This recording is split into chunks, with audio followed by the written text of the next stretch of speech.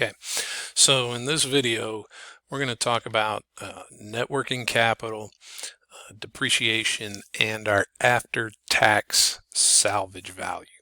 Okay, now when we talk about net working capital, why do we consider changes in net working capital separate from our income and income from operations and things? Generally, the main reason is for our generally accepted accounting practices, the way they tell us that we have to handle our sales and our inventory and things like that, right? So GAAP requires that the sales be recorded on the income statement when they are made and not when the cash is received. Remember, if somebody buys something from us, we talked about the multiple ways we could get paid. We could get paid cash, which is very liquid. We get the cash, we could use it right away, right? We could get paid with, depending on our business, with credit cards or debit cards. In that case, we might not get the cash for a day. The next day, as the bank processes those transactions overnight. We could also sell it on accounts receivable, and depending on our understanding or our agreement with our customers, we might not receive that cash for 30 days, 60 days, or whatever. Okay. Now, the other side of that is that we have to record the cost. Whoops. I didn't have that highlighted there. The cost of goods sold when the corresponding sales are made. And again, we may not have actually gotten paid for those sales, right? So if we put the cost of those goods, and generally when we're talking net working capital, most of the time everybody's referring to inventory, okay? So if we're buying inventory to go into product, we're going to pay for those probably on accounts payable, okay? Namely because we'd rather use somebody else's money for operating our business. So we put on accounts payable. In essence, we're getting a loan from our supplier, right? We get that inventory, we bring it into our business, we run it through our processes, we turn it into a product, we sell it to our customers, and if they pay for it on accounts receivable, they have to get it and in turn sell it to their customers, collect the money, pay us, okay, and then we pay our supplier. So there's some different time frames that might be involved in that. Okay, so when we're looking at net working capital, remember it is current assets minus current liabilities.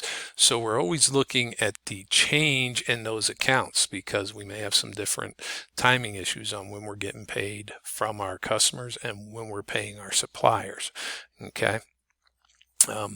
So that's what we're dealing with when we're talking about net working capital. Now, let's look at depreciation. Okay. Now, the depreciation expense is used for capital budgeting. Okay, it should be the depreciation schedule required by the IRS, and the IRS has, if you look that up, we can do depreciation a couple different ways. There's straight line depreciation, which is rarely used. There's makers, and if you do use a makers, you have to put an asset in a classification, and that determines the depreciation schedule. You can look that up. We're going to have an example here, so those numbers are going to be given to us here in just a second. Okay, but we have to use the IRS schedule. And again, the reason we use depreciation, remember, depreciation is an expense that we're we pay for that asset up front, but we're expensing the use out over time. And we said depreciation was, if you remember, was a non-cash expense. Okay. And the reason depreciation is important, namely, is for this right here, the IRS and tax purposes.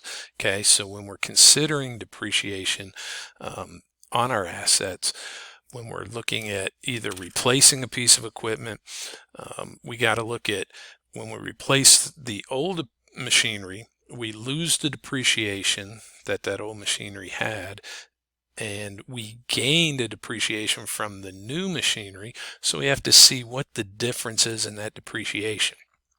Okay, now depreciation, we said, helps lower our taxable income and lower our taxes. So the reason we like depreciation is this right here. We get this tax shield. Okay, and so if we had an item that cost us, say, $1,000, and we had a 25% tax bracket, okay, that item then, that asset would give us a $250 tax shield on our income statement. Okay, so that is why we like depreciation. And also, one of the other things about depreciation is it kind of helps us to keep investing into our company, because as our depreciation expense goes down, then our taxable income goes up and the taxes we pay go up. Well, if we have old equipment, then it behooves us to invest in new equipment to get that depreciation up to help with that tax shield. Okay, so again, I mentioned this earlier, we had that you can do straight line depreciation, and you can see with straight line depreciation, now this is very important, we have our initial cost minus the salvage value. So what we're going to get paid at the end of the life of this asset if we can sell this item off. Okay, and then we take the difference there and divide that by the number of years. Very few folks use straight line depreciation. Most of the time we use the makers and a modified accelerated cost recovery system, if I remember right, for my accounting. Okay, as I mentioned earlier, all the assets will have an asset class, and we need to know what class that is, that the asset falls into, to get the appropriate depreciation rate to calculate the proper tax purposes. Okay, or tax shield. We multiply that percentage by what you see in the table, and again, it'll get better when we look at an example here. Okay, so let's we use the depreciation to calculate our after-tax salvage value. Okay, our after-tax salvage value,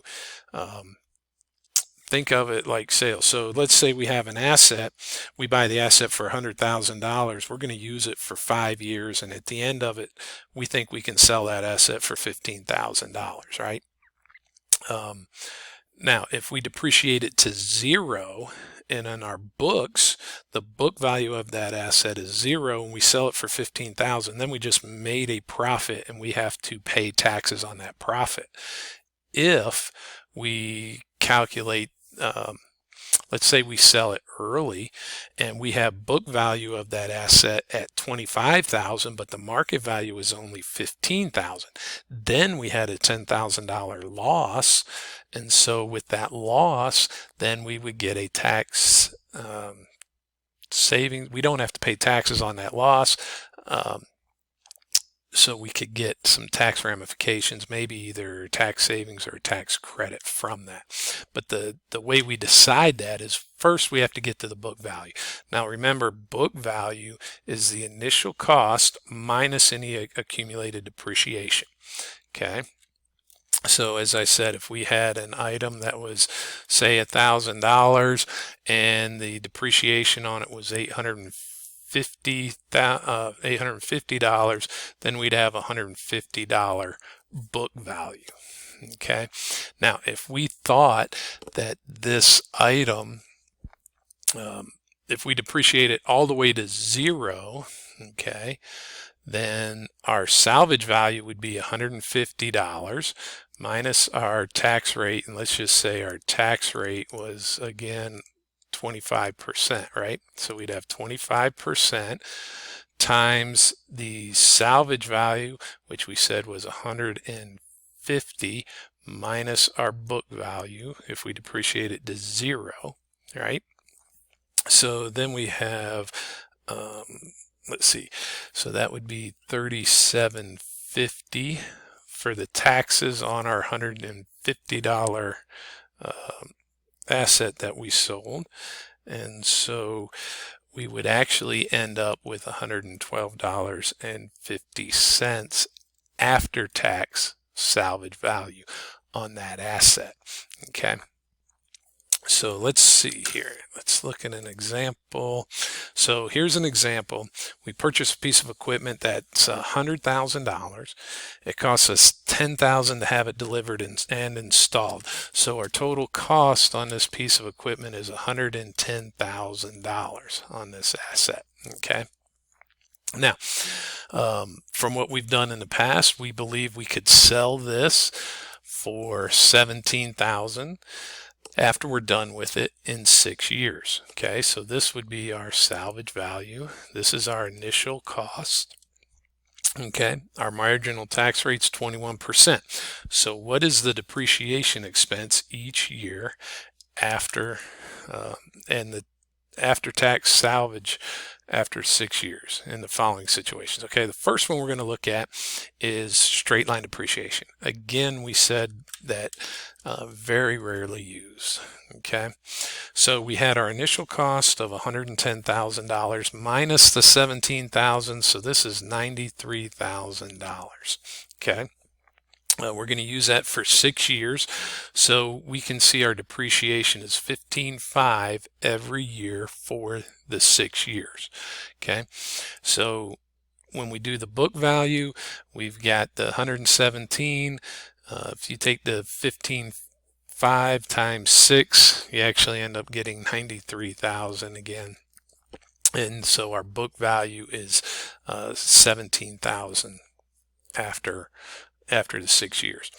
So we have our salvage value. We said we could sell this thing for, this was our salvage value. We could sell it for 17,000, okay, or which is actually market value, same thing. So we have our market value minus the book value.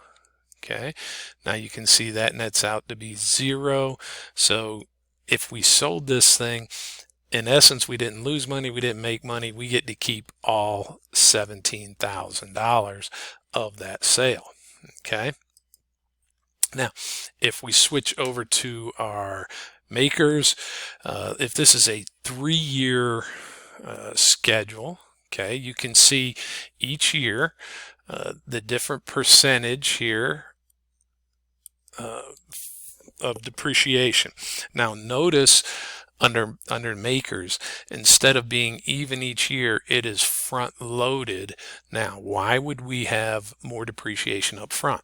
Well, if this is, if you're, especially if you're just starting a business, you're going to be tight on cash. You got to start to build your reputation with your customers.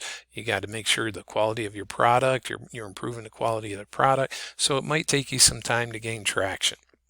Okay, so you need cash flow in those early years to survive and be there in the long run. So that is why you generally find under the makers the depreciation is front loaded to get that start going. Make sure you have the cash to get through those initial couple of years to get you where you're an established sound business. Okay, now notice we take the depreciation rate times the initial cost here to come up with the depreciation for the first year. Okay, so, and we do that for each year, so we have the depreciation here for each of the years. Now, the other thing to take notice is that this is a 3-year schedule, but it actually goes to 4 years. Okay, so the item this asset is going to last for 6 years, obviously beyond the 3-year tax schedule here. So we can see the book value after 6 years, we've used it all up. Okay. So here we have, we have our market value. Okay. We have our book value is here. So we sold it for 17. The book value was 0. So definitely a profit there. We had to figure out what our taxes are. So after taxes, we are going to have a $13,430 inflow into our cash flows. Okay. Now, the next example is if we do a 7-year. This is exactly the same situation, only it goes out further. Now, you can see with the 7-year, there would be a year 7 and a year 8 on our schedule, but this project only goes for 6 years, so we're going to cut it off right here at the end of the 6 years. Again, you can see that the depreciation rate is front loaded to again give us that cash flow in the early stages of our project to make sure that we survive that and get to a maturity phase in our project or in our business. Now, the difference here though is after the book value, or after our 6 years of depreciation, notice we still have value on this asset of $14,729. Okay, so again, this is our book value. Okay, we have our market value here, so we can sell it for $17,000. Okay. Now notice when we do this, our profit though on this thing went down considerably. In the previous example, that we didn't have any book value on the item at all, so our whole sale was profit, and we got taxed on the whole $17,000. Now our profit is the difference between the market value and the book value, so we only have to pay the taxes on this difference. Okay, so now we get to keep a little bit more of the original sale of that asset and have a little bit more money in our cash flows. Okay, now there's another example in the videos on chapter 10 for replacement problem. I like that video. It goes into, we use the Excel spreadsheet, and I think it explains it a whole lot better than what we do or what the publishers use with the PowerPoints here. So we'll go over to that video, watch that video, and it's going to help us out a lot, make things a little bit clearer for you. And we take it a step at a time and do all these calculations one-on-one.